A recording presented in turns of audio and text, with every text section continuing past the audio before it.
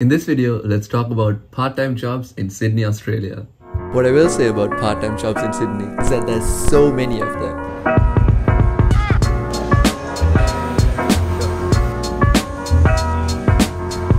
One of the things that mainly concerned me when I first came here is, can you even get a job without any experience? And so far, yeah, it doesn't really matter if you want to work as a barista at a restaurant, work in retail, create content for a living, or even drive a bus. You probably can. But where are these jobs? How do you even apply for them? And where do you even hear about them in the first place? Usually it's through word of mouth. Your friend has a job, you hear there's an opening, you apply, you get it, and you have a job. This usually works for industries like restaurants or even housekeeping. Usually they're very understaffed and they're always looking for new people. The second and most common way is literally just the internet. There's a couple of websites called Jora Local, Indeed and Seek, among many others, but those are the main three, where you just apply for jobs, and depending on your experience and your preferences, you probably may have gotten a job. But here's the secret sauce. If you have a secret talent or skill that you can leverage into a position, it can be as simple as creating content, managing a social media account, or wanting to represent brands. Then you might even be in a position to create jobs. For example, in my case, one of my part-time jobs is literally making TikToks. I use my skill of creating content with my knowledge of social media. Western Sydney University didn't have a TikTok account, so literally my job is to watch TikToks, make TikTok, and just post them to the uni TikTok account. That's a pretty cool deal, I'm not gonna lie. I have a friend who has a job where she gets to fly around Sydney in a private plane and take pictures of Sydney from the air to use in her marketing agency, and that's her job. Like, who would even know? I'll say one thing about Australia. It is filled with great opportunity.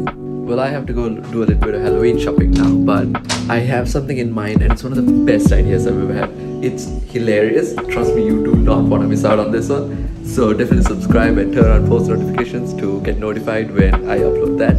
And for now, we'll just get back to what happens after you get a job. Now that you've probably gotten a job, let's talk about what happens afterwards. You'd set in your availability, decide how many hours or days you want to work.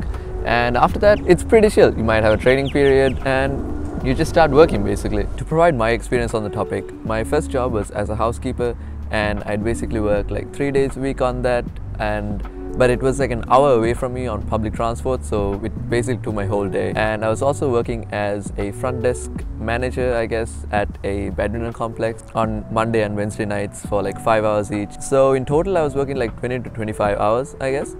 But that's still, I lost the job at the badminton complex, and then I started working at a restaurant. That I lasted 2 weeks there basically, because that was not for me, and now I know that. At the moment I'm working as a badminton coach, and I'm doing that on weekends, and on weekdays I'm working as the social media content creator for the university, making TikToks. Yeah, it can be a lot to handle, especially with university. It really depends on each person's capacity and like just tolerance to these things in a way, because some people work 10 hours, some people work 50 hours, but you can't really compare it without the whole story being there. Some people have really tough degrees, so you have to spend a lot of time studying for those. You really have to try things out, and that's when you really figure out, oh, this is how many hours I can work, this is how many days I want free to kind of recharge for myself. What I'm trying to say is, just because someone works more doesn't mean you have to.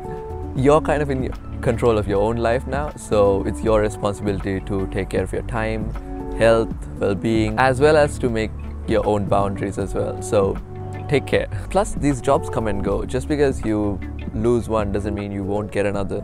If it's not something related to your field, then it really is just a way to cover your basic expenses. Alright, now that we have that out of the way, one of the other things that I do want to mention is that sometimes it does get a little too much to handle for yourself. Sometimes you just want to bash in somebody's head, you know. You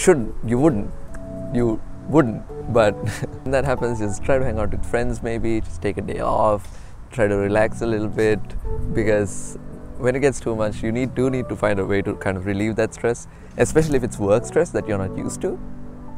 What I like to do is I just kind of sit around and talk with my friends. It recharges me in a way. Sometimes we go out and do some activities. Sometimes just walking at night is just relaxing in a way, and you just kind of cool down and you realize, okay, yeah, just take a moment, that's fine, you know, back to work tomorrow, but it's cool. Another important thing I do want to mention is that I'm a big believer in putting yourself first. in a way that with these part-time jobs and these certain jobs, it is just a way to make money, but at the same time you are also just working for someone else. If you enjoy it, that's awesome, but at the same time, if it's not something you'd prefer doing for a really long time, just don't get comfortable in that position, I guess, because sometimes there's jobs you would prefer more, sometimes jobs you don't think you'd get, but just applying for a job, going for an interview, none of that is solid ground. That's just an interview process, that's just them seeing if you're good enough for this job, and it's kind of stuff like that. So you don't have to worry about like if you, oh, like should I apply for this job, I already have one, but if I get it, what do I do? Well, you can always reject it. It's fine. You should be the person in control. So that's just something to keep in mind, and something that I came across that I think could help some people. Basically, just if you have a job, don't stop applying to others, I guess. If there's something you would rather be doing, apply for that. See if you get it. If you get it, awesome.